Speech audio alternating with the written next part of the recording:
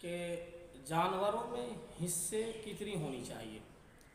جیسے کہ بعض لوگ یہ بتاتے ہیں کہ یہ جو ہم حصے تقسیم کرتے ہیں 7 حصہ، ایک حصہ، یعنی بڑے جانوروں میں 7 حصہ ہو، یا ایک چھوٹا اگر جانور ہے تو اس میں ایک حصہ ہے۔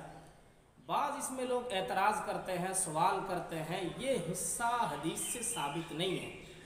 بعض لوگ یہ کہتے ہیں، حالانکہ ایسی بات نہیں ہے۔ میں انشاءاللہ العزیز آپ حضرات کے سامنے بتاؤں گا کہ یہ جو حصے ہیں یہ کہاں سے ثابت ہے۔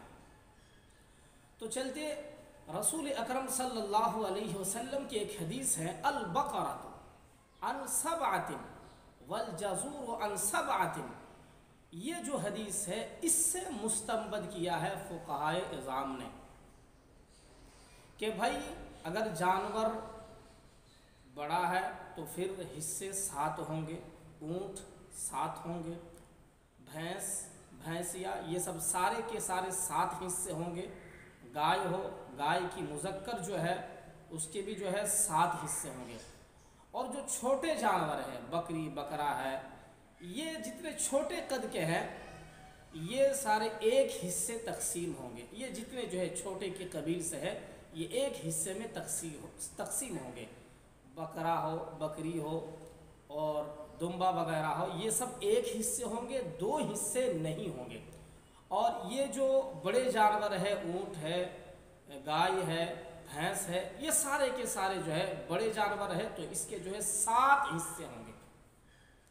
لہٰذا میں آپ حضرات کو بتاؤں کہ حصے آپ کس انداز سے جو ہے آپ اس کو بنائیں۔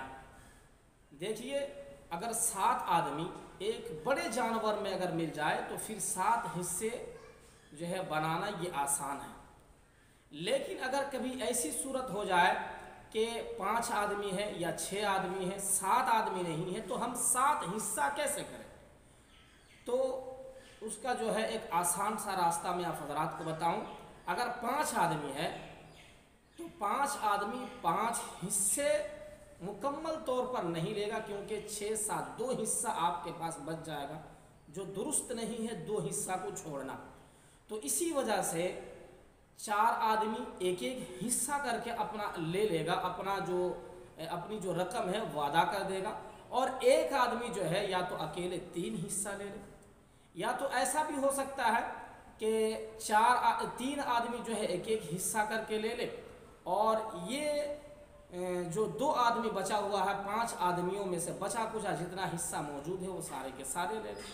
کبھی ایسا ہوگا کہ ایک جانور پہ جو ہے 3 آدمی ہوں گے تو 3 آدمی 3 حصہ لے لے، بچا اور 4 حصے، تو پھر جو ہے ان میں سے جو ہے ایک یا تو مکمل طور پر جتنے حصے وہ سارے لے لے، اپنے پیسہ دے گا۔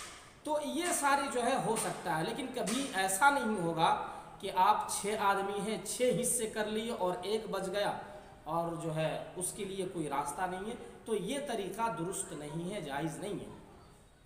تو اسی وجہ سے بہتر طریقہ اور سب سے افضل ترین طریقہ وہی ہوگا کہ اگر آدمی کم ہے، مثلا 4 آدمی ہے، تو 3 آدمی جو ہے ایک ایک حصہ کر کے جو ہے 3 حصے لے لے اور ایک آدمی 4 حصہ لے لے، تو یہ طریقہ بنتا ہے۔ تو اسی طرح جو ہے وہ جو 7 حصہ ہوں گے، جتنے آدمی کم ہوں گے 7 میں سے، تو ان میں سے جو ہے ہر ایک جو ہے اپنے اپنے طریقے سے کوئی ایک حصہ لے لے گا یا کوئی 2 حصہ لے لے گا، تو اسی کے مطابق جو ہے 7 حصہ مکمل ایک بڑے جانور پہ آ جائیں گے۔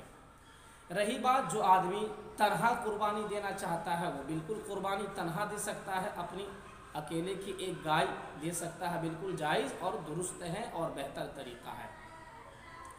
دوسری بات میں آپ حضرات کو بتاؤں، معیوب جو جانوروں میں سے میں آپ حضرات کو بتایا تھا کہ کان وغیرہ کے سلسلے میں اگر خرابی ہو تو پھر قربانی جائز نہیں ہے، دانت اگر سارے کے سارے ٹوٹ گئے ہیں تو پھر بھی جائز اور درست نہیں ہے، پھر کچھ اور بھی بتایا تھا کان کٹے ہوئے جانور۔ تو ان تمام چیزوں کو جو معیوب میں سے ہے آپ جانوروں پر غور کریں کہ اگر یہ تمام عیوب جو ہے جانوروں پر ہے تو پھر قربانی کرنا جائز اور درست نہیں ہے۔